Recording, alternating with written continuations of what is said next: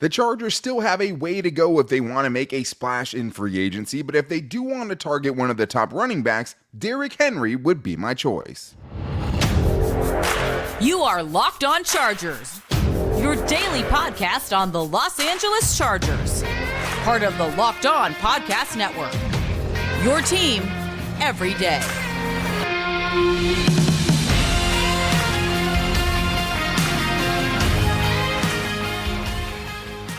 What is up, and welcome into the Locked On Chargers podcast. I'm your host, Daniel Wade, joined as always by my co-host, David Drogemeyer, and we've been covering the Chargers together now for 8 seasons, but this is our 6th year as a host of the Locked On Chargers podcast, bringing you your team every day. Thank you guys, as always, to the everydayers making us your first listen today, and to make sure that you never miss the show, go subscribe or follow for free on the Locked On Chargers YouTube channel, and listen wherever you get your podcast from. David, what do we got today? Well, Daniel, we're going to get into some free agent running back options. I like the idea of pairing Jay Herbo with King Henry. I think that would be a fantastic thing to see.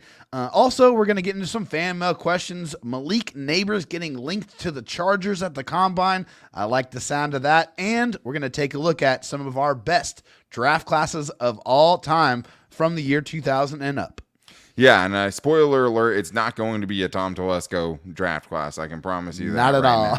But today's episode is brought to you by FanDuel. Make every moment more. Right now, new customers get $150 in bonus bets with any winning $5 bet. That's $150 if your bet wins. Visit FanDuel.com/lockedon to get started.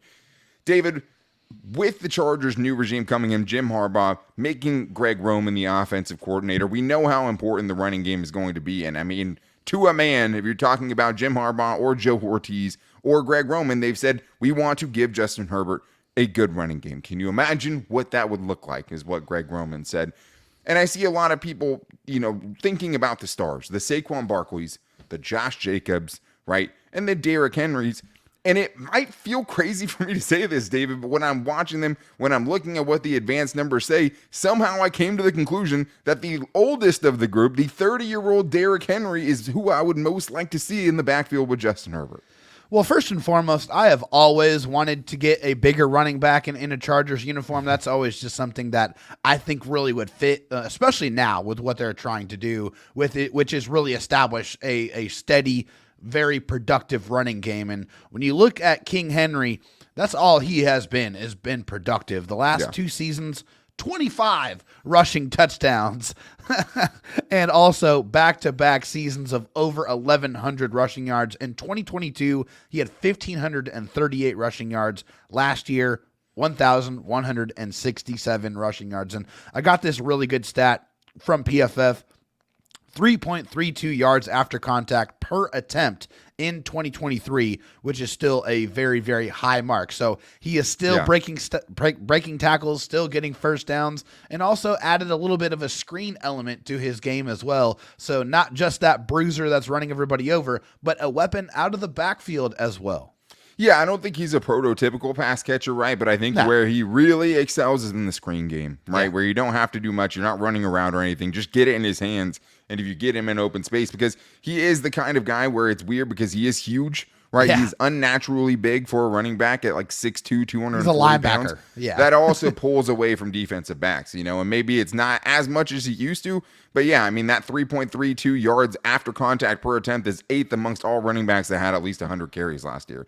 He had the 4th most missed tackles forced last year. He had the 6th highest breakaway percentage last year. As a 30-year-old, as a 29-year-old running 29, back. Man, crazy. And then I look at, Saquon Barkley and Josh Jacobs. Yes, they had poor offensive lines. Yes, you could bet on a bounce back, but seeing the numbers they put up, knowing that the Chargers offensive line has a ways to go, right? Those guys didn't elevate the offensive line as much as Derrick Henry did, right? He had the 18th best run blocking offensive line according to Pro Football Focus, and elevated them and still had 12 touchdowns, 1,000+ yards, and averaged more than 4 yards per carry, right? Yeah. Now you're talking about Saquon Barkley, Josh Jacobs, 2 guys that averaged less than 4 yards per carry last year. Josh Jacobs has been 4 yards per carry or less in 3 of his 5 seasons. Saquon Barkley, amongst the top 50 running backs per Arjun Manan, 44th in missed tackles forced per attempt, 26th in yards after contact per attempt, 36th in yards per route run, in yards per attempt, third highest number of runs for 0 to negative yards, right? And then if you look at Josh Jacobs, the advanced stats tell you the same thing, right? First of all, this one's not even an advanced stat. 3.5 yards per carry last year, right? After having his big That's season a regular in stat, 2022. and it's not a good one. 0.12 missed tackles forced per attempt. That means he's only breaking a tackle once basically every 8 attempts. So it's like those guys' advanced numbers are going down. And yes, you could bet on a bounce back season, but I think Derrick Henry, you could get a shorter term contract with his age, right? I don't want to give Saquon or Josh Jacobs 10 plus million over 3 or 4 years, David. I'm just not about it because I'm not willing to take that chance. I don't think it's smart management. It's not. It's absolutely not. And if you look at the PFF contract projections for both of those players, Josh Jacobs is slated, according to them, to make $11.5 million per season, and Saquon $12.5 million per season. And I just can't justify spending that much money on a running back because I just don't believe in that allocation of funds for that position. I just think there's so many other places that you can spend that type of money where you'll inevitably get more value for that production than at the running back position. And I do think they said Derrick Henry's is right around 2 years, $20 million. I think you could probably get a little bit under that. I think realistically, like you said, given his age, he is almost 30 years old, but I think a shorter term contract where you can kind of, get that done. I think somewhere probably in the neighborhood of, $7-8 million per season would be a little bit more comfortable for me. Maybe you mess around with the bonuses or whatever, but to make that work, this guy is still, getting the ball and getting the first down in 3 carries. So that's what you want. That's what you want when you're looking at that in the National Football League. And I just love the idea of pairing that bruising, physical running style with the incredible arm talent of Justin Herbert. I just think that would be a really beautiful marriage. Yeah, I like it. I think he's still got some juice. I think he could help you jumpstart the rushing attack for somebody, later down the road, a running back that's drafted or something like that to eventually take over. But I still think, 2 of the top 7 paid running backs last year finished in the top 24 in rushing yards. Paying running backs doesn't always translate. That means 5 of the 7 weren't even in the top 24. Only 3 were in the top 25. So paying them doesn't always translate, right? And I think the most important thing with Derrick Henry is just his availability, right? 15 plus games in every season except for 1 season in his entire career. All but 2 of his seasons, he's played at least 16 games. So he's been so durable. He's a freak of nature, and it makes you feel like he can keep it going for a couple more years.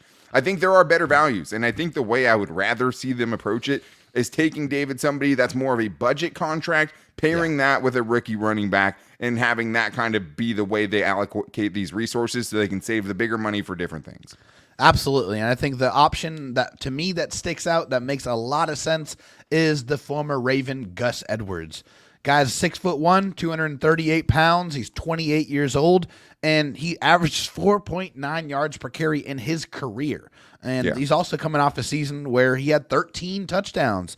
So he has been productive recently, and he's just been a solid running back pretty much every single year of his career. 5.2 yards per carry, 5.3, 5.0, 5.0, 4.1. So I think this guy, he gets the job done. He fits the kind of profile that I'm looking for, and he's going to be much more affordable, and he's already going to understand the rushing schemes because he has played with the Chargers offensive coordinator, Greg Roman. I think this is a perfect one, and I would not be surprised at all if this is something that gets done.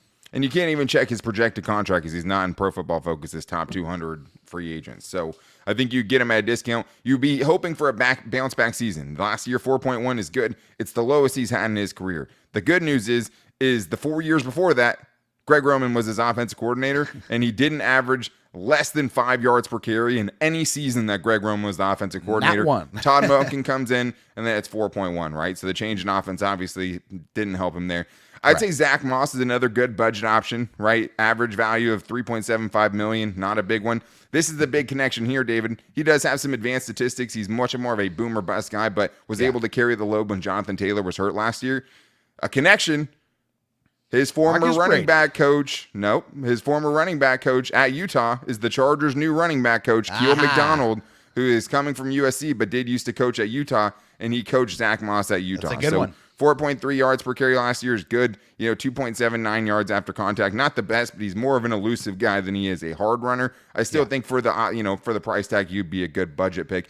Not as high on A.J. Dillon from Walter Sharp. 2 touchdowns or Warren Sharp, 2 touchdowns on 18 carries inside the 10-yard line last year. If you have quads that look like that, you should be converting at a much higher clip. But we have more great stuff to get into because it is Free Agency Friday, crossover with Fan Mail Friday. Shout out to Just Zin Herber, who also asked, will the Chargers sign a big-name free agent running back? So I think that answers part of that there.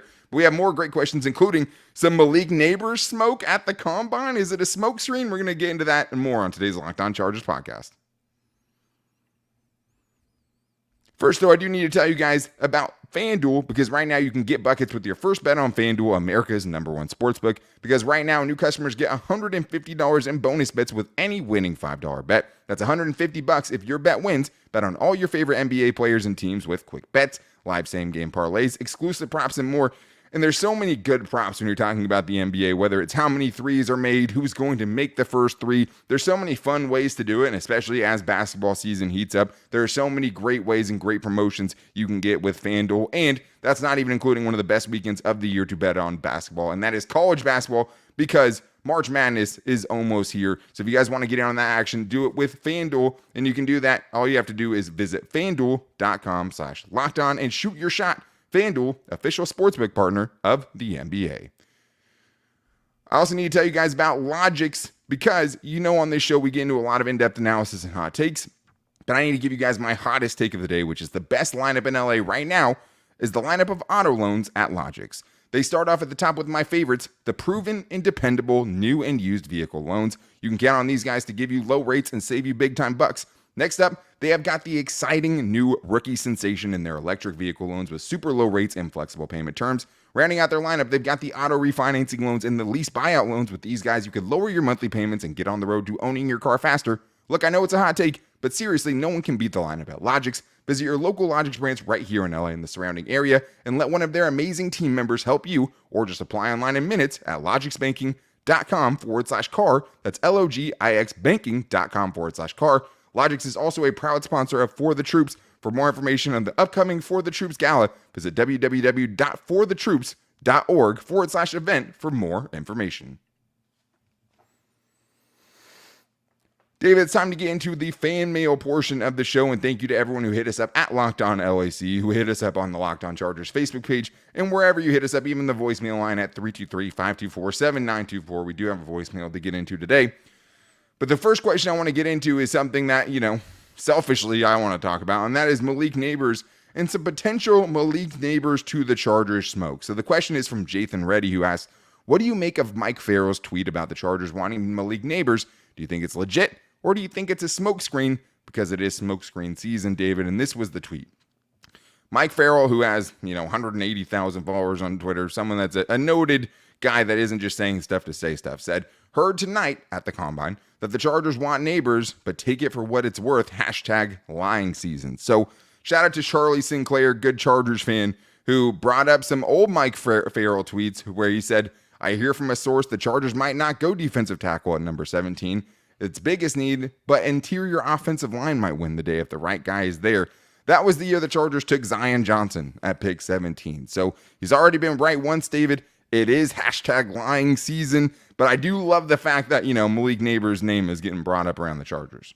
Yeah, for sure. I mean, obviously, yes, it is lying season. I mean, there's going to be a lot of misinformation that's put out there. There's going to be a lot of diversions, a lot of trying to cover up what your actual intentions are. Yeah.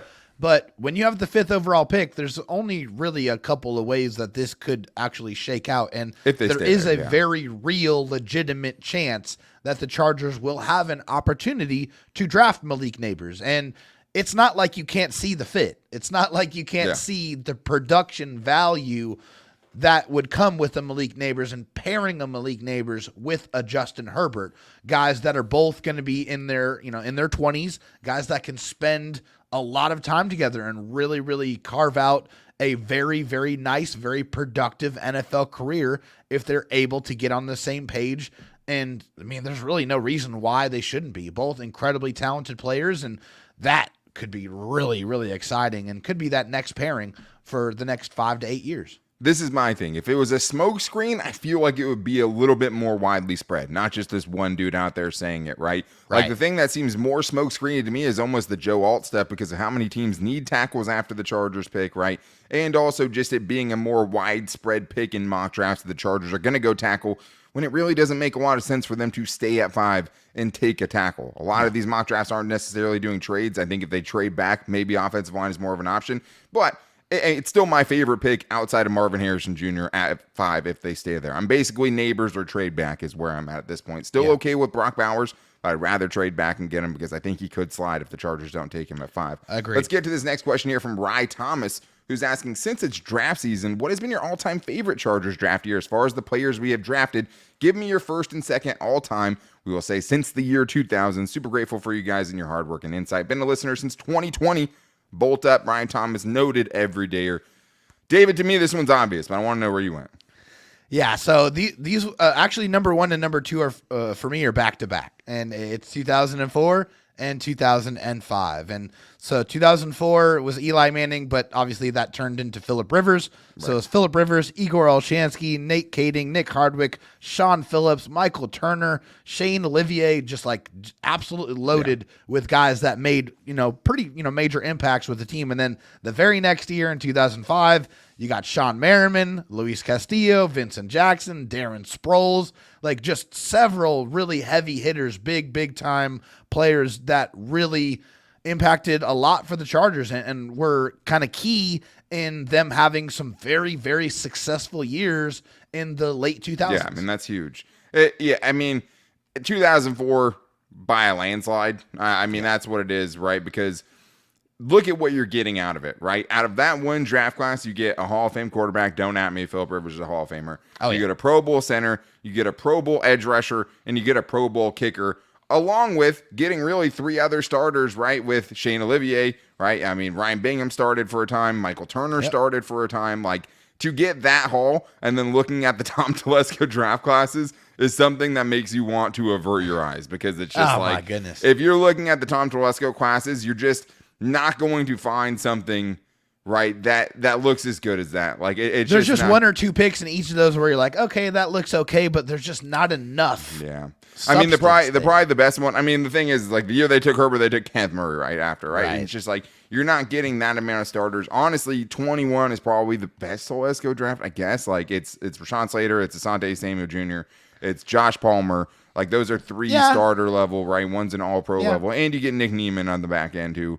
Solid special teams player, maybe a good reserve linebacker, which I think last year he was absolutely a good reserve linebacker. So. I agree. It's crazy looking at the disparity. A ton of really bad drafts out there. Yeah, and just drafts that just almost have no redeeming qualities.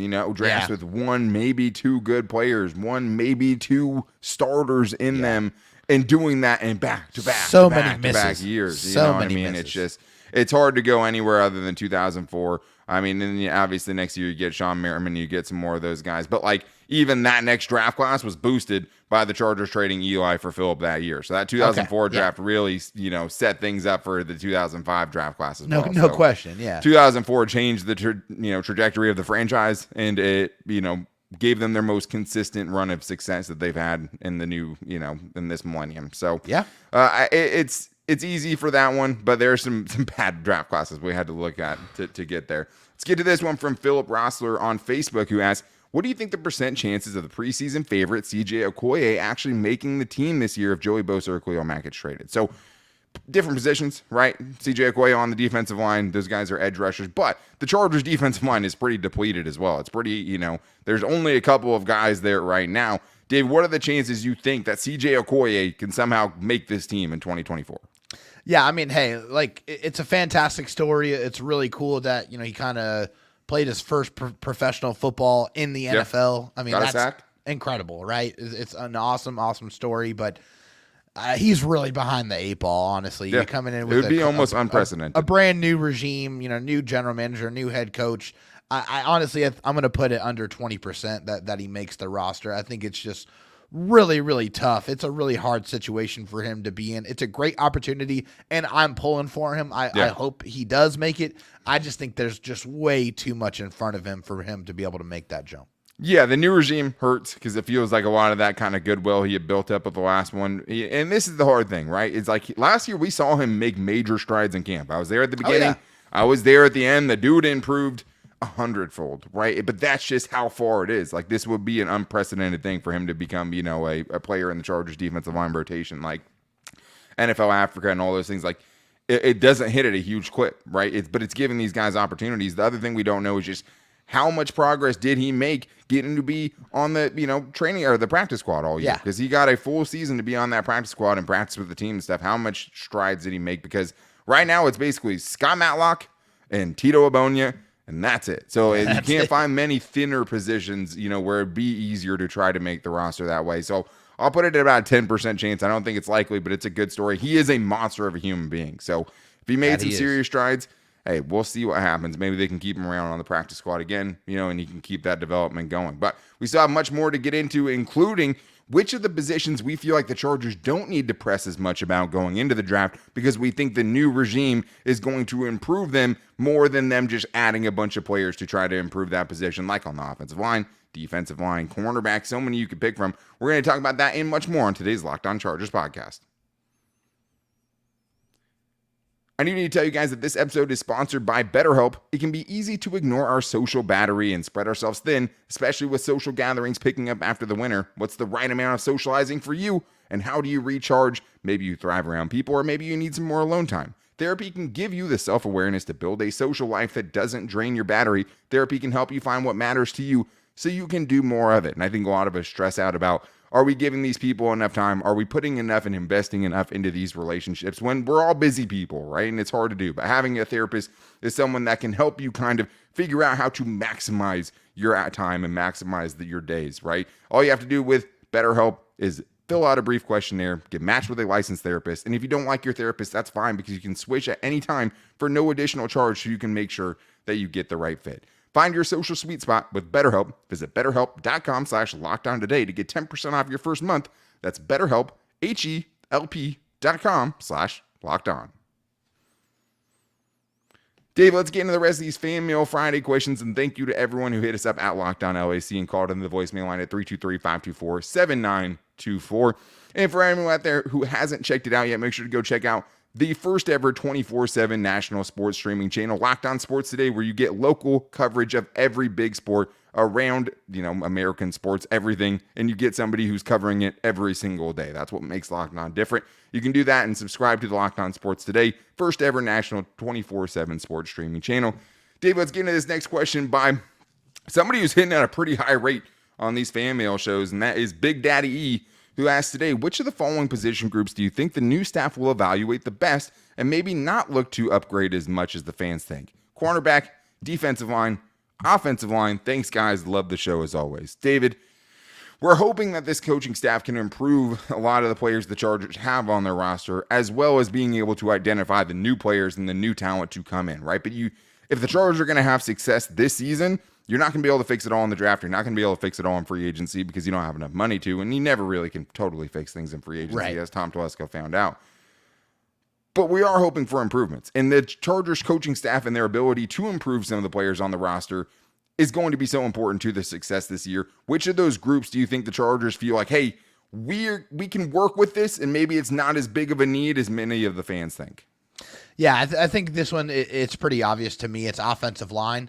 I think when you look at the Chargers offensive line, they have most of these guys locked up for several seasons. And we also just got the feeling that the Chargers coaching staff previously did not get the most out of this offensive line, that there's definitely another level that these guys can get to, that Zion Johnson can get to, that, Trey Pipkins can get to. I mean, there's definitely an elevated level there that can be unlocked by better coaching. And I think obviously we know that they're going to have to draft a center or sign a center. They got to bring a center in. There's no question about that. Yeah. That's got to happen. But when you look at those other two position groups, they got to bring in multiple defensive linemen, and they probably need to bring in multiple corners. So I think just looking at those two position groups, they're going to add to those inevitably. I think the offensive line is going to have less movement. Yeah, and I talked about the defensive line before. Obviously, I didn't bring up Morgan Fox in that conversation, so that would give you three guys along with Scott Matlock and Tito Abonia. But Scott Matlock, rough rookie season. Tito Abonia hurt last year when you were hoping you'd kind of see a jump there. But if Morgan Fox is gone, who do you have that's starting at that position right now, right? You're talking about a 3-4 based defense, right? You know, and you need 3 of those guys in the middle. You have none of them, you know, potentially.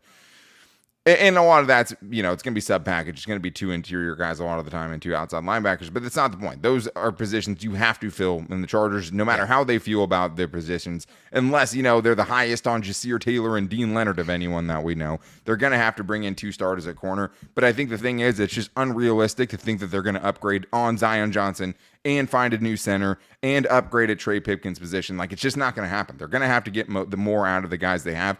I do think, you know, the offensive line coaching was one of the more underrated storylines last year that not enough people talked about, was just, you know, not getting more out of the guys they have, because guess what?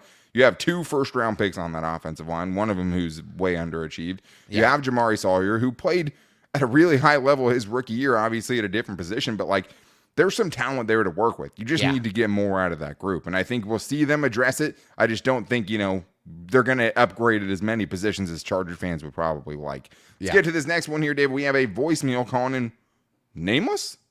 Let's hear what they have for us this week. Hey, what's up, guys? So, a quick question. Just curious, what are they going to do with, you know, Jim Harbaugh? Are they going to start his players, like, in the preseason? Are they going to play? Because just curious what they're going to do with what they did with Brandon Staley. So, I just want to know what your thoughts are, see if it's going to happen or not. Thank you, guys. Bolts up, baby. Bolt up, baby. I mean, we've had several namelesses. It goes back a long way. If you listen to the show a long time, you know how many namelesses we've had. We've had some big ones. One guy just kept it going and just never told us what his name was. Yep. David, this is interesting because obviously Brandon Staley, hard and fast, never played people in the preseason ever. Do you think that continues with Jim Harbaugh? I do. I just think it's hard to justify playing your starters in the preseason when there's so little to gain and so much to lose. I just think that's something that's going to continue, and Jim Harbaugh is going to want to keep his players as healthy as possible so he can go out there when the games really matter and put his best foot forward. I disagree. Okay. So this is why. I went back and looked. I looked up 2011 preseason stats. I looked up 2014 preseason stats, and you know who played? His starting quarterbacks in multiple games. Colin Kaepernick, when he was the starter, started for them in the preseason. Alex Smith, when he was the starter, started with them in the preseason. I know Jim Harbaugh is an old school 10 years guy. ago. It's 10 years ago, but we saw him do it, right? John Harbaugh has changed over the years. So that's where it's a little bit interesting. I mean, for me, I'm never going to forget when Ryan Matthews broke his collarbone on the first carry of preseason. Yep. So I had said before, I mean, if this happens, I'll have to walk back my take of Justin Herbert never playing in a preseason game his whole career, because there was no preseason when he came in as a rookie because of COVID. Right. I'd have to walk that part back.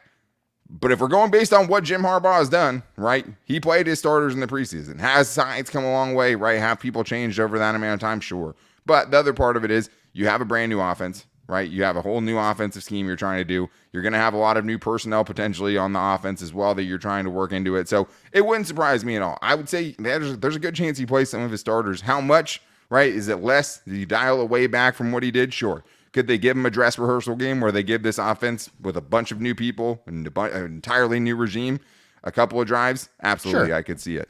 John Harbaugh, though, used to play his starters in the preseason, and then J.K. Dobbins got injured in the preseason and hurt his knee and missed the entire season, and now he doesn't anymore. You know, maybe some starters, but we're talking about the big names, the Herberts, the Keenan Allens of the world, the Derwin Jameses, all of those guys. We'll see what happens, right? Yeah. I wouldn't do it. Let's not get that twisted. I just think Jim Harbaugh is an old school guy. Could he give him a couple of drives in the preseason? I can see it for sure. I absolutely see it, and he's done it. Let's get to this last question here from Ed Grass, who asks, as we enter free agency, would you guys be able to describe the benefits or downsides of an exclusive rights free agent and or a restricted free agent using a player of our own as an example? Dave, you want to start us off here? Yeah, so an exclusive rights free agent example would be Cameron Dicker. Is an NFL is a player who has a expired contract with less than 3 accrued seasons. Basically, the Chargers just have to tender him a contract at the league minimum, and he has to accept that contract, and that's pretty much the end of it. Then you have a restricted free agent. A restricted free agent is a player in the NFL that has 3 accrued seasons and an expired contract. They can negotiate with other teams. They can sign an offer sheet, but the Chargers have an opportunity to match that. An example of a restricted free agent would be safety A.J. Finley. Right, so those are examples. So the guys, restricted free agents, you have Amon Bamiga and A.J. Finley are the only guys. Exclusive rights free agents, they have Dicker, Sorrell, Cyril, Raheem Lane, and Zach Bailey. So exclusive rights, as long as you give them anything, they cannot play for another team, as long as you give them a minimum contract. The difference with restricted free agents is you have different tenders. So you can put a first-round tender on someone, you can put a second-round tender on someone, which basically means, why wouldn't you do that if you have a guy like that? Sure. The bigger the tender, the higher the contract you have to give them is. But if you do that, the other team that goes and tries to sign them, if you decide not to match the offer that team is willing to give your player, you get a second-round pick back. You get a first-round pick back. And there's different tenders. There's right of first refusal, which basically just means the Chargers would have a chance. They'd have to pay him a little bit more, whoever that restricted free agent is, but they would have a chance to match whatever the next team goes to give these guys. I don't think it's going to play a big factor in the Chargers this year because they're going to keep Cameron Dicker.